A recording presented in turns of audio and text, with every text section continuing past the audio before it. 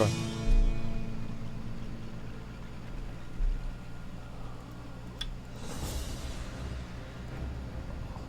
Hey guys, what's up? Madseason here, back with another video for you. Well, BlizzCon 2019 has come, and with it, the announcement of a new World of Warcraft expansion. Incredible. News with Classic, Diablo 4, Overwatch 2. It's a stacked Overwatch convention 1. this year. As is customary with the channel, I thought it would make a quick but thorough coverage. The only two is of how all many the times you have to spend announcements, money. focusing on World of Warcraft, since that's the channel's focus. Starting with Classic here, we have what most people expected, and that's the announcement on Phase 2, and that's the world bosses, Azure Ghost Next week, boys. as well as the release of Next the PvP honor fucking week. system, all on November 12th. Oh, it's gonna be good. Yeah, now you'll actually have a reason to ruin someone's day, as you'll now get points for it, rank up, and get some nifty rewards. Keep an eye out for an upcoming honor system guide that I'll be releasing on the channel pretty soon. The next big thing with current, however, is the new expansion, and that's the Shadowlands. The announcement came with 2 videos, a cinematic and a gameplay trailer, both linked in the description. And we saw both of those. Without spoiling too much here, we're launching an expedition into the Shadowlands, which is a realm of decay where the souls of the dead reside. Many new zones, dungeons, raids, and of course new gameplay systems that you'd come to expect were also announced. So let's get into those. Described as being the most major are Covenants. These are factions who reside within the Shadowlands that you can join to progress a unique story, and also gain some rewards, such as armor, mounts, and even new combat abilities.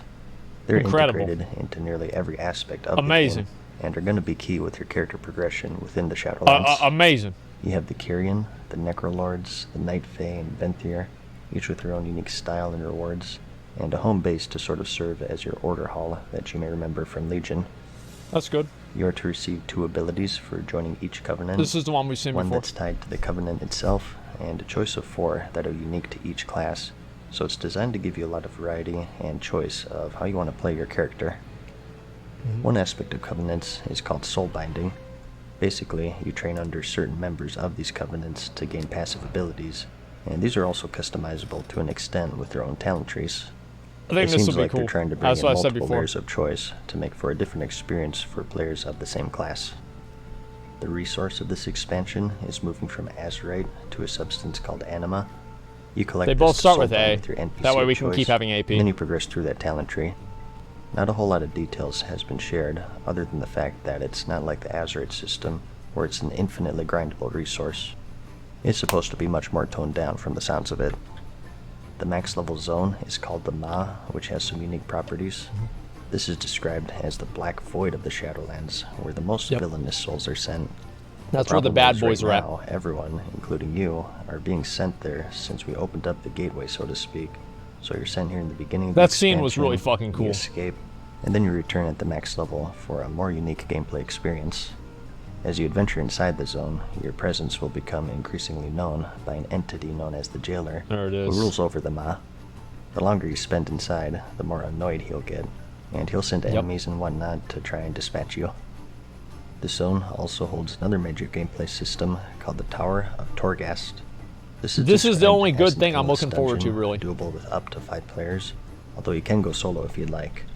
You go through level by level in a randomized dungeon crawl with ever-increasing difficult enemies, but also harder and harder puzzles and whatnot to solve.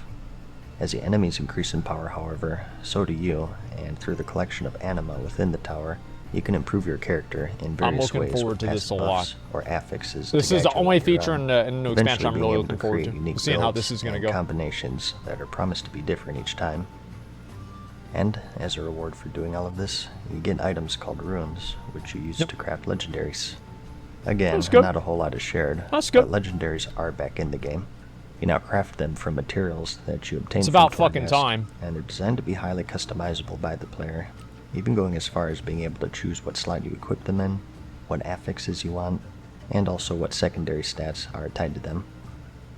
A big one, I think, is that loot in general, they said, they want to be more in the player's control. Right now, there's so many caches in the game. It's about time. The weekly chests that it is about fucking time, man. The right stats can be a super grindy thing.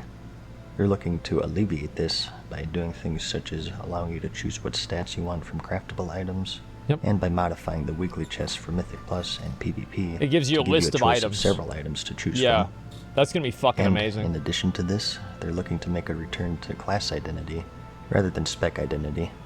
What they mean by this is that the specs between the classes right now are so different from each other that they may as well be different classes. Fire mages are wildly different than frost mages since they share nearly no abilities, and the same with shadow priests and discipline priests.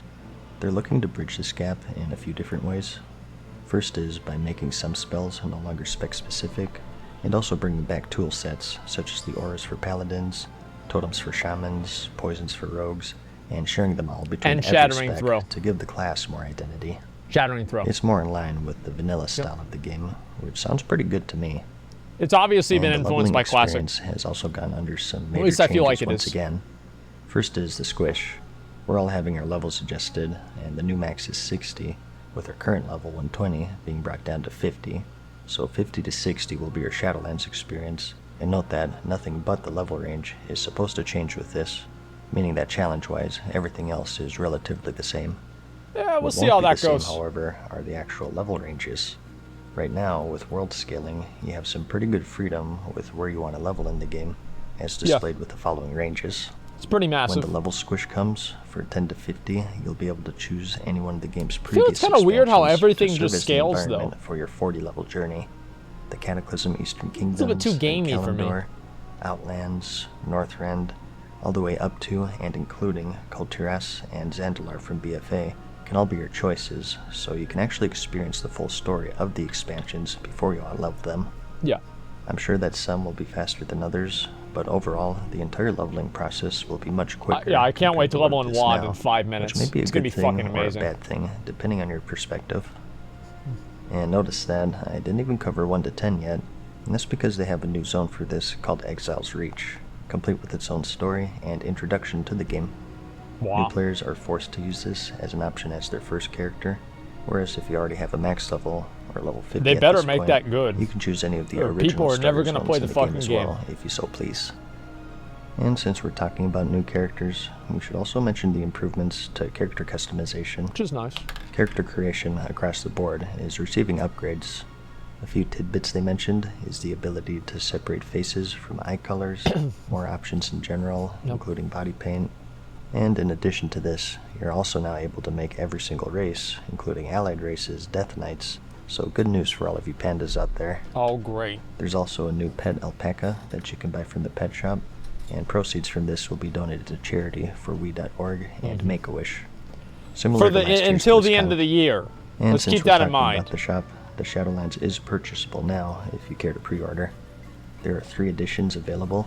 The base edition gives you early access to the Death Knight unlocks. Great. The heroic edition gives you the same, and also you get that stupid ass mount. P50, the ensorcelled Everworm flying mount. Oh boy. And the Eternal Traveler's transmog set. The cosmic dildo. And the final epic edition gives all of the above, and also 30 days game time, the Anima Wormling pet, a special Hearthstone effect, and a weapon illusion called Wraith Chill. Wait, I just realized. So now do we have 120 boosts in the game? Are 120 boosted in the game now? I'm never leveling in BFA again. I'm never. I don't care. Like, I'm gonna. If my character is level 113, I am 119. I am buying the boost. I am never leveling in BFA ever a fucking again, man. Like, holy shit. Gives 388 ammo. That is awesome. I'm so happy. They cost 40, 60, and $80 respectively. Yep. But that's about it. For all of the major stuff anyways. Like I said, I wanted to focus mainly on World of Warcraft since that's the focus of the channel. So mad, dude. I also wanted to talk about Diablo 4 a little bit as well, so you might see a video on that pretty soon. Fuck yeah, dude. Overall, in my opinion, the Shadowlands is looking like it has some potential, but it's still too early to tell. Yeah. I do like how it seems like they're going back to their roots a bit in regards to the class balance. Well, they have to. And giving these classes back their core abilities for every spec. I think that's an overall good change, but that might just be the vanilla fanboy in me speaking. There's a bit of that. As for the other stuff, though, we'll just have to wait and see. I hope that it's good. I'm rooting for it, and I'm looking for a reason to play it more and get back into it. All in all, though, I thought it was an alright convention. I have high hopes for Warcraft and Diablo, And I hope things turn out well for everything else, such as Overwatch 2 and whatnot, but I'm kind of indifferent. The thing I care about is if you found the video interesting or entertaining. Like it if you liked it, and I'll see you in the next one. Peace. Okay.